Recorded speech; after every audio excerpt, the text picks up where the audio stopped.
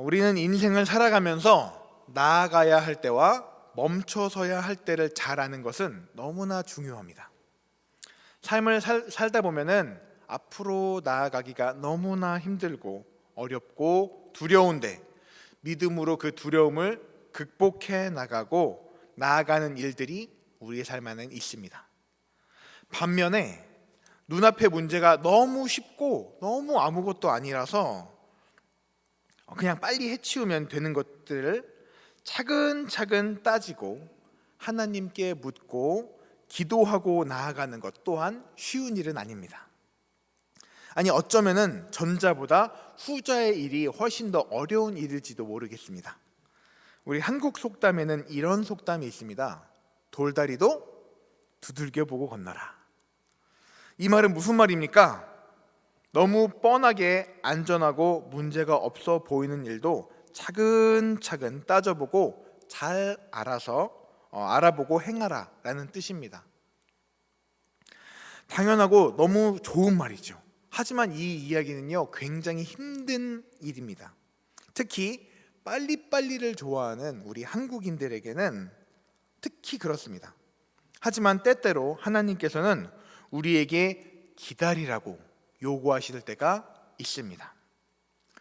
윌리엄 셰익스피어는 이런 말을 남겼습니다. 용기의 핵심 부분은 신중함이다 라는 말입니다. 이게 무슨 말입니까? 우리는 기본적으로 용기 있게 행동하는 것이 대담하고 무모하게 나아가는 것이라고 생각하는데, 사실은 진정한 용기는 그것이 아니라 신중함을 바탕으로 세워진다라는 말입니다. 그래서 때로는 움직이는 것보다 멈추어 서는 것이 훨씬 중요할 때가 있습니다. 오늘 본문 말씀은 여호수아서 6장 1절에서 5절 말씀이었습니다. 우리가 너무나 잘 아는 여리고성에 대한 이야기지요. 하지만 우리가 이 내용을 조금 자세히 살펴본다면은 우리가 알고 있는 것과 다른 재미있는 점을 발견할 수 있습니다. 우리는 일반적으로 이 여리고성이라는 곳이 엄청나게 크고 정복당하지 않는 크고 견고한 웅장한 성이라고 알고 있습니다. 이 천혜의 요새와 같았던 이 여리고성을 점령하는 것은 불가능이었지만 하나님께서 말씀하시는 대로 6일간은 성 한 바퀴씩, 그리고 마지막 날에는 7바퀴를 돌면서 소리를 크게 질렀더니 그 성벽이 무너지고 그 성을 점령할 수 있었다라는 이야기로 우리가 알고 있습니다. 그래서 하나님께서 도와주셔서, 하나님께서 함께하여 주셔서 도저히 감당할 수 없는 그 성을 점령했다라고 우리는 알고 있습니다. 하지만 오늘은 조금은 다른 시각으로 이 여리고성의 점령 이야기를 우리가 살펴보려고 합니다. 성서 고고학적 관점에 의하면 성경에 등장하는 이 여리고성으로 예상하는 이 성터를 발굴했고, 그것을 조사한 결과 우리가 생각하는 것보다는 훨씬 작은 규모라고 알려졌습니다. 이 발굴되었던 여리고성의 크기는 당시 일반적이었던 도시국가 성의 크기인 8에이커, 약 10,000평 정도로 알려져 있습니다. 축구장 하나의 크기가 약 2,000평 정도인 거로 감안하면은 약 축구장 크기의 5배, 그리고 미식 축구 경기장으로는 한 7개 정도가 합친 크기가 바로 이 여리고성의 규모였습니다. 즉, 우리가 생각하는 것만큼 그렇게 큰 성은 아니구나 라고 알 수 있습니다. 오히려 굉장히 작은 규모의 성이었죠. 그리고 인구 통계학상 이 정도 성의 크기에는 그 내부에 약 700에서 800명 정도가 거주할 수 있었고, 그 성 외부에 사는 인원까지 합치면은 약 1,500에서 많게 봐야 2,000명 정도의 규모가 사는 성의 크기가 바로 이 여리고 성이었던 것입니다. 물론 이 여리고의 성벽은 이중 구조로서 약 4m의 성벽을 2개로 막은 구조였습니다. 그래서 굉장히 견고했을 것으로 예상이 됩니다. 즉 여리고성을 돌파하기가 만만치는 않은 견고한 성이었던 것은 맞습니다. 하지만 우리가 구약성경 레위기에 보면은 당시 이스라엘, 특히 전쟁에 나설 수 있었던 이스라엘의 인원은 약 60만 명이었습니다. 민수기 26장 51절 말씀에 의하면은 이스라엘 자손의 계수함을 입은 자가 60만 1,730명이었더라 라고 기록을 하고 있습니다. 자, 이제 단순히 숫자만 생각해봐도 60만 명 대 2,000명의 대결입니다. 상대가 되나요? 상대가 되지 않는 싸움입니다. 이 고고학적 조사와 성경의 기록이 맞다면 이스라엘과 보통 도시국가 정도 크기인 이 여리고성의 전투는 사실상 상대가 되지 않는 싸움입니다. 그럼 어떻습니까? 압도적인 전력으로 이스라엘이 승리할 수 있었던 것이지요. 이스라엘 백성이 가나안 땅의 첫 전투에서 크게 승리할 수 있는 기회가 그들에게 주어졌습니다. 그럼 어떻게 해야 합니까? 그들은 바로 들어가서 공격하고 그 성을 빼앗아야죠. 그래야 처음 가나안 땅에 들어가는 이스라엘 백성의 사기가 올라서 앞으로 수많은 가나안 정복 전쟁들을 쉽게 이겨낼 수 있었을 것입니다.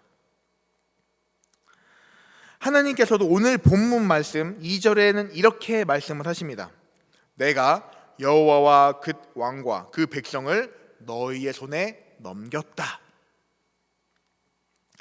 그러면은 자연스럽게 그 뒤에 하나님께서 쳐들어가서 그 성을 점령해라라고 말씀하실 줄 알았는데 오늘 하나님께서는 우리가 알고 있는 그 말씀을 하시죠. 모든 군사는 성을 둘러 성 주위를 매일 한 번씩 6일을 돌고 제사장은 나팔과 언약궤를 모두 동원해서 나아가고 7째 날에는 7번을 돌며 나팔을 불어라라고 말씀을 하셨습니다.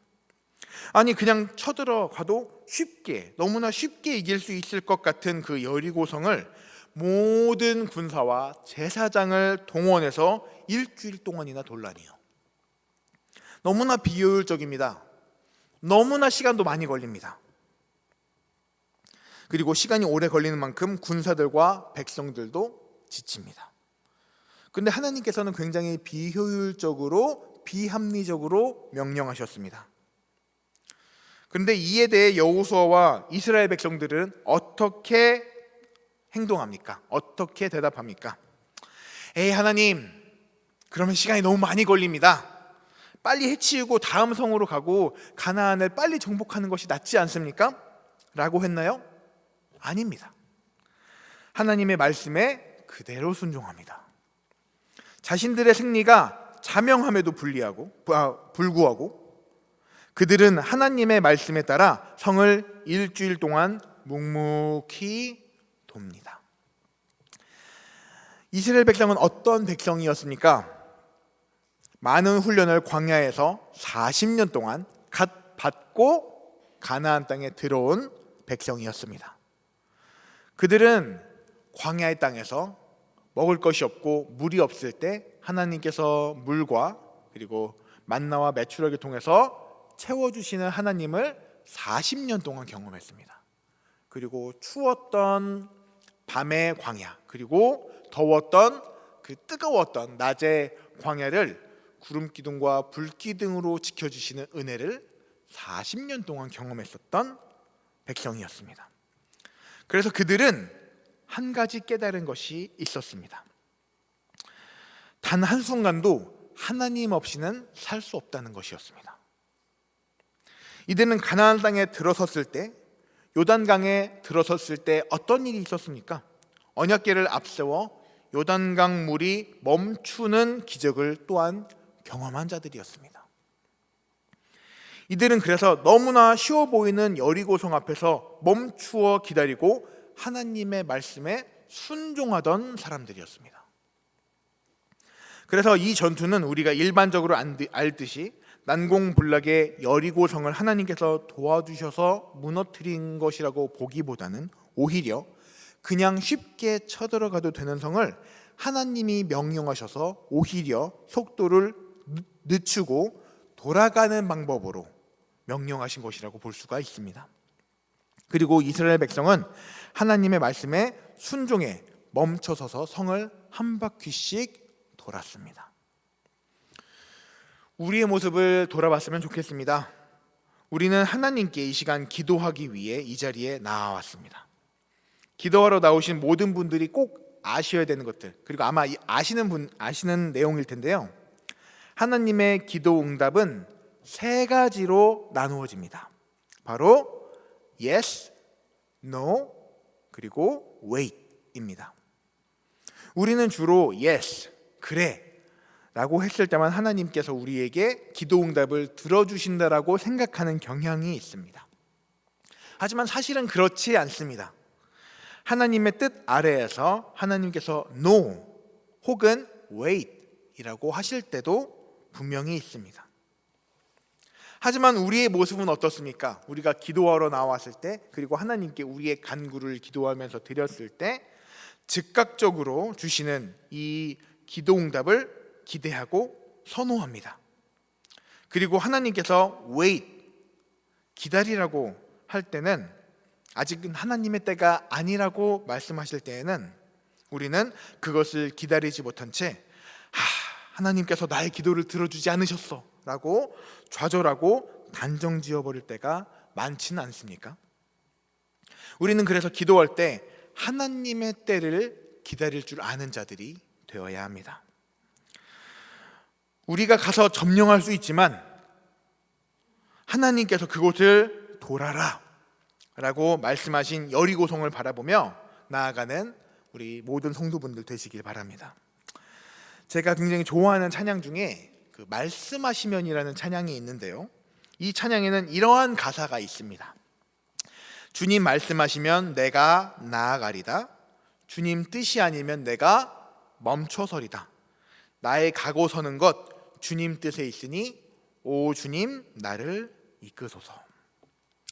때때로 나아가는 것보다 멈춰서는 것이 더 어려운 것 같습니다. 너무 어려운 고난 속에서 기도밖에 답이 없다고 생각이 들 때는 기도하며 하나님께 매달려 열심히 기도하지만 반대의 경우, 이 정도면은 나 혼자도 충분히 할 수 있어.